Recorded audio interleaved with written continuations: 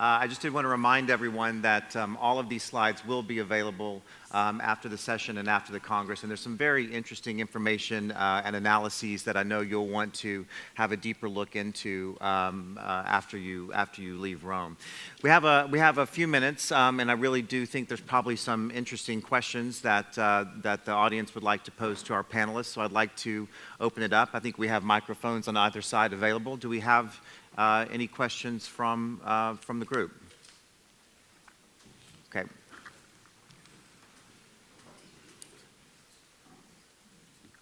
Hi, yes. Does the panel have any views on the potential future regulation of the shadow banking industry?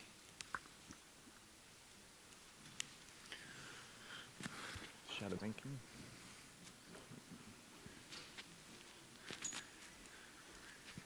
You want to take that time? You want to take it, Paul? Okay, yeah. So Paul's going to take an attempt at that one.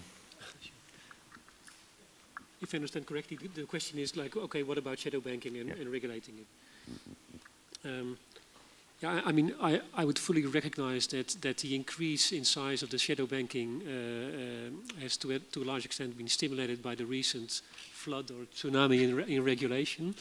So I think, yes, it is. I think it is an important question.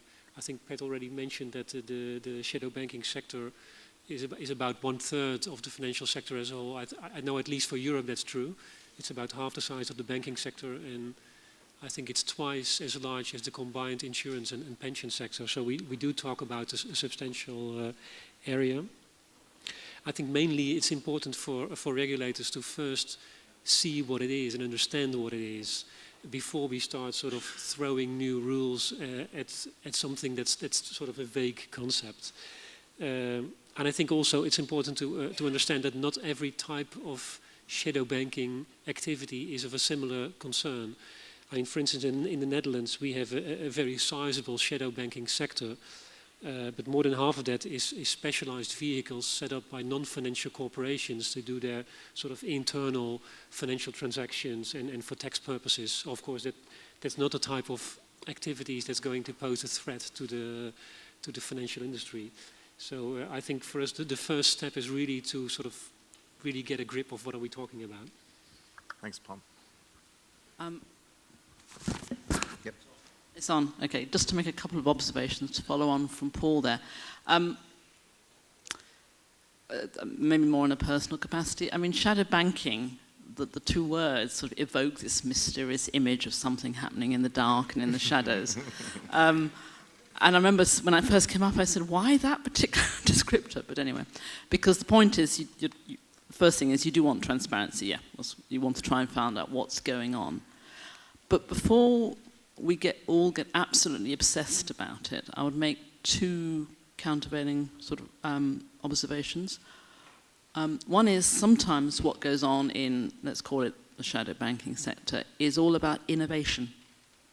And I think what we don't want to do as banking regulators is discourage innovation. Because we don't know, I mean, there's lots of changes going on in the banking world. So that's the first observation I would make. Sometimes that can come from the shadow sector. And secondly, we've got to bear in mind that why the shadow banking sector came to surface in the crisis was because of its impact on the banking sector, on the regulated sector. It was the large regulated banks conducting activities with structured investment vehicles and whatever that were outside the radar. So actually what we're, as banking regulators, is more interested in sometimes is the impact of that on the regulated sector. So you could possibly, that's a theoretical point, have a really large shadow banking sector, but as long as it didn't have an impact on what was going on in what I'll call the banking sector for the moment, it might be less of a concern. It's the interlinkages and the systemic issues that are the issue. So of itself, it might not be something of concern, as Paul mentioned in the example in the Netherlands. Thank you, Pat. I think I saw one here. It's the gentleman back here, yeah. Okay. I'm Kingsley Kenneth. Hold the microphone up. Can you hold the microphone closer? I'm Kingsley Kenneth Eleknach from Nigeria.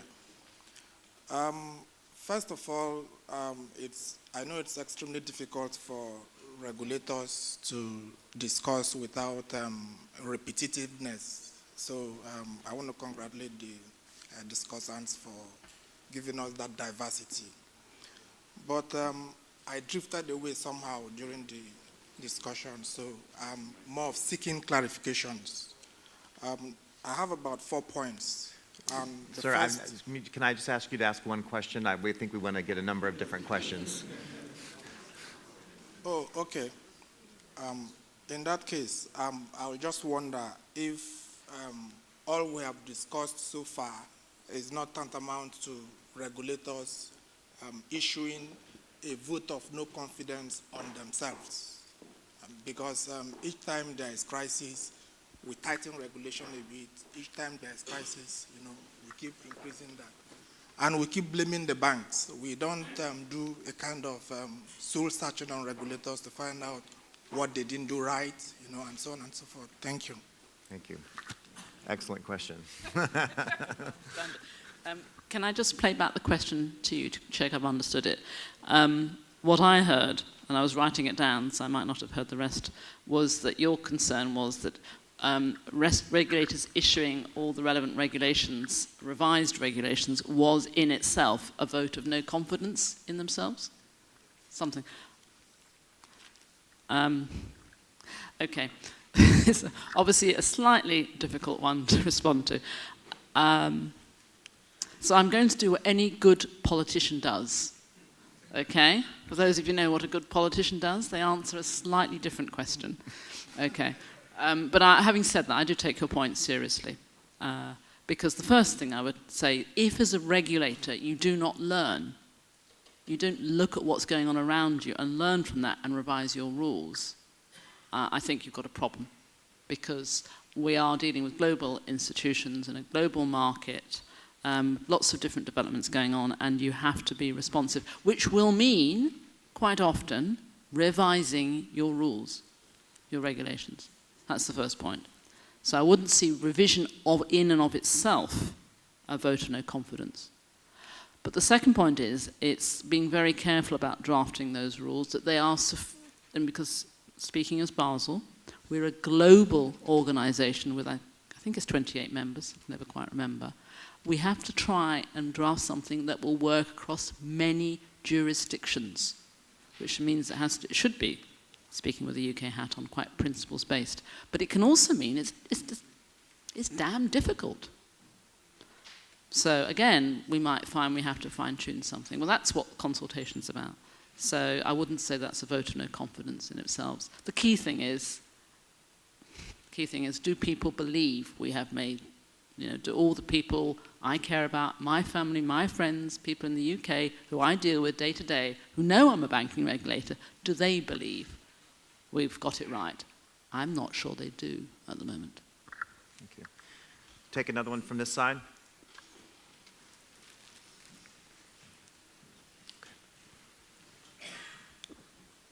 Maybe Gary, actually, if you want to ask that one while we're waiting for the microphone. We had one come through the Congress app. I'll just ask without a microphone then. The question was, how would you aim to address minimising, if not completely eliminating, the level of greed? I presume that means with respect to perhaps the executive or management of the banks, particularly in investment banking, which was rated as an important element leading to the financial crisis. Henry. Let me have a go at that nice easy one. I think it probably goes back to the values and cultures point. I mean, I think if one looks back and what was fundamentally wrong with the model that banks had through the financial crisis was people were incentivized and rewarded for taking risk, but when there was downside, it was the shareholder and then ultimately the entire populace, if the government ended up saving the bank, that ended up having to pay the bill. And that is why there is clearly a significant resentment that still exists within many countries about the behaviours of investment banks. I think the banks themselves and the regulators are changing that risk-reward equation. And I think that's very important. And I think it's the way the bonuses are deferred. There is clawback, so if bankers are subsequently found to have made bad risk decisions, they will be punished financially. And ultimately, the change of the way that the banks are being set up will be that they, as shareholders and investors, will lose out as well. So it clearly was a major contribution to the financial crisis. I think the building blocks have been put in place to change their behaviours. I think those who want to take that level of risk will leave the industry and will perhaps behave in institutions where it's more of a partnership culture. And that's quite a lot of what the hedge funds are like. So the risk reward is there if that's the risk reward you want, rather than a shareholder function. So I think it was 100% one of the fundamental issues of the financial crisis. But I do believe steps are being made to resolve that. Is it perfect? Not yet, but clearly the direction is right. Thanks, Henry. Okay. Sorry, I've got a question. Please. My name is Bruce Scott from the Institute of Chartered Accountants of Jamaica. I think this question may be more directed to Patricia, but it's kind of open. You mentioned earlier that the external auditors would meet with the regulators to discuss common issues. The question is, are the internal auditors included in that meeting and are in those meetings? And by extension, what are your views on large banks outsourcing their internal audit function within the context of your audit responsibilities?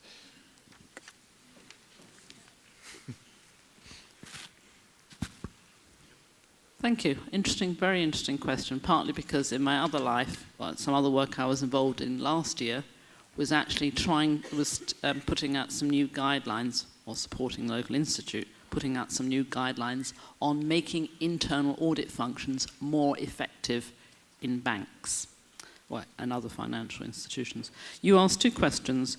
When the external auditor and supervisor meets, is the head of internal audit there? And secondly, about outsourcing internal audit functions. Okay. First question, answer to the first question. As anticipated in the Basel guidelines, no. The head of internal audit is not there because in a bilateral meeting, you're looking at the external auditor of the bank meeting with the supervisor of the bank. Okay?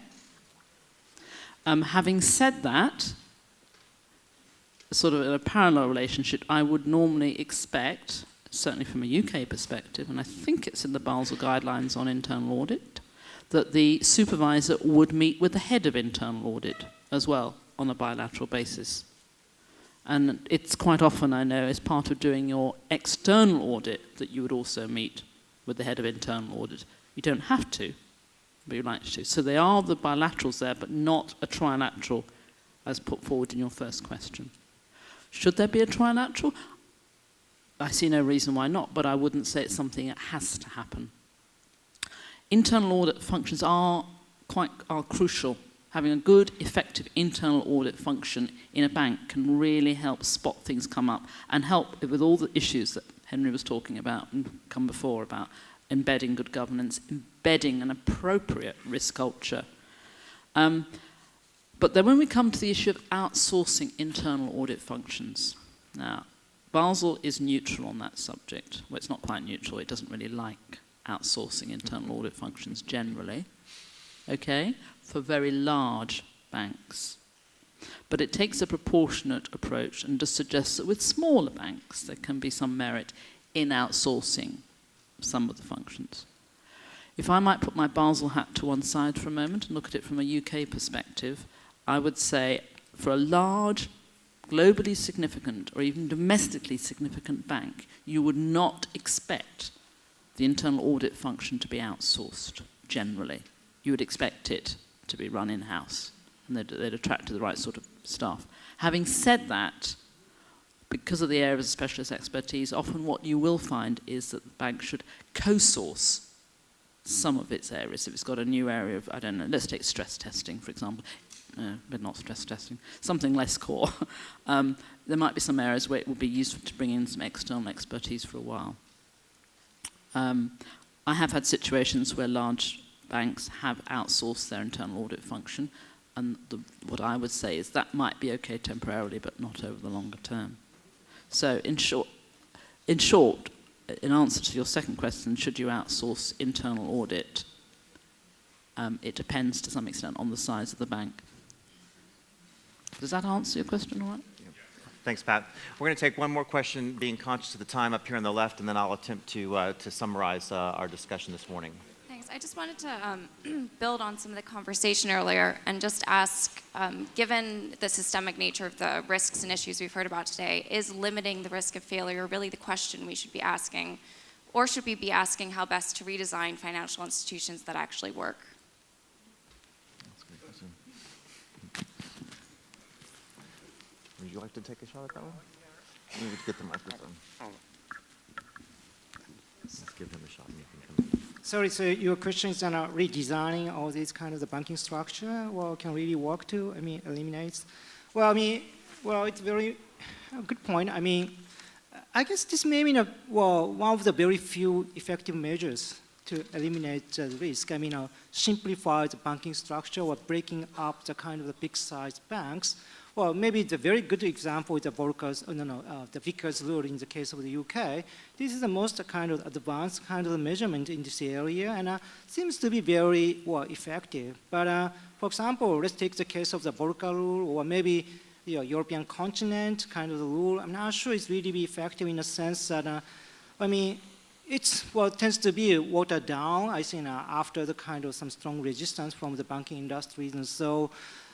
They not be aggressive enough. I think can be compared with the Vickers rule to simplify the banking structure. Of course, this may be change very dramatically not only the big bank structure but the kind of the way of the providing the banking service themselves. Maybe they might invite more competition from the smaller financial institutions. But some senses it might be more I don't know. Ineffective, not so efficient in a sense, for example, to do certain kind of the businesses. And so there are maybe pros and cons, I guess, and particularly from the user's point of view. But this is just my belief, but kind of the Volcker's rules and simplifying the banking structure, it's maybe one of the few very effective way to just reduce the risk. Thank you.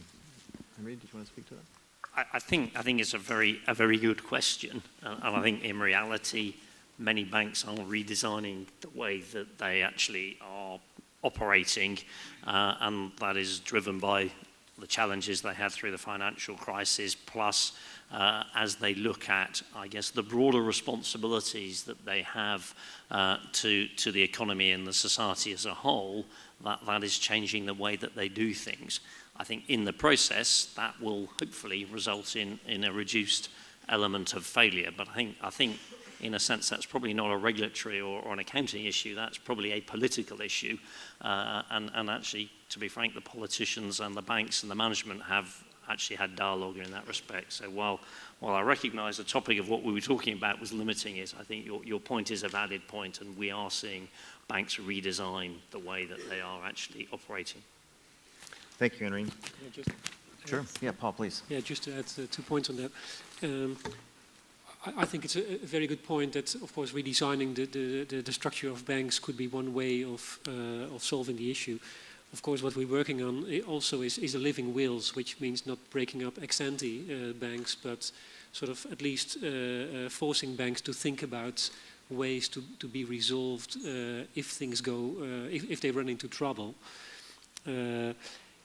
Of course, even that can be very costly or difficult to do.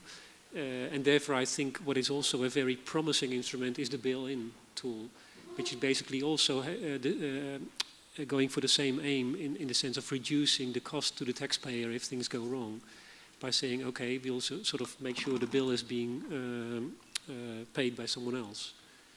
Thanks. Thank you. Well, thank you again to all the panelists for their contributions and for your questions. Obviously, it's a really substantive and interesting topic and has a number of different dimensions. And I think what we heard this morning was a great analysis about the continuing evolution from the regulatory perspective into all the new rulemaking and regulations, but also I think very encouraging here at the end that the industry itself might be transforming and responding to some of what's happened, which I think must be just as equally important as the regulatory aspect. And certainly the political dimension too, as I mentioned at the beginning, also the need for banks to fulfill their important functions to lend to institutions and individuals to stimulate economic growth. I think we heard an important part of the conversation was the greater focus on governance and risk management, and in particular the changes in values and behaviors, and that speaks a little bit to the industry evolution itself. A bit on the responsiveness of accounting standard setters and audit standard setters, and some examples of what took a long time to do, and then other actions that were able to be taken that were much more effective in terms of the timeliness and therefore the speed to implementation. In the audit space, greater skepticism, greater data auditing, more management challenge seem to be topics that came. And also the importance of the two-way dialogue between the profession and the banking regulators. I think it's a very interesting question for each of you to think about. Is that happening in your jurisdiction? And are there lessons to be learned from, I know it's really been taken on quite seriously in the UK context, and it might be an interesting thing for you to think about in your own country. Is that something that you as the profession might see if it's being done, initiate, or otherwise strengthen? We didn't get to touch on it very much, but the other part about the potential for failure for financial institutions and frankly for many industries are the IT, IT failure risks. The cybersecurity risks are also something to bear in mind. We had some commentary on, are we really looking at the effectiveness of the entire system, and are the effectiveness of the regulations and the regulators themselves and their accountability part of a holistic discussion about the challenges in this area. I thought Tsuyoshi brought a very interesting jurisdictional perspective, and I do encourage you to study his slides afterwards. Very, very interesting, because it talks about the challenges we face in a global context of global rulemaking and how that translates into jurisdictional contexts and whether or not some of that is seen to be appropriate, which of course can lead to regulatory fragmentation. Different jurisdictions have different arrangements, which of course then also creates opportunities for arbitrage, which we've also seen has contributed to some of the issues in this sector. And finally, we heard about the importance of the political support. And you can see how this plays into both from the regulatory perspective, the societal expectations around banking, but also the need to have political support to implement the proper kinds of reforms. So with that, I'll close the session, and if you'll join me in thanking the panelists with a round of applause, and I will offer them a gift on behalf of the organizing committee.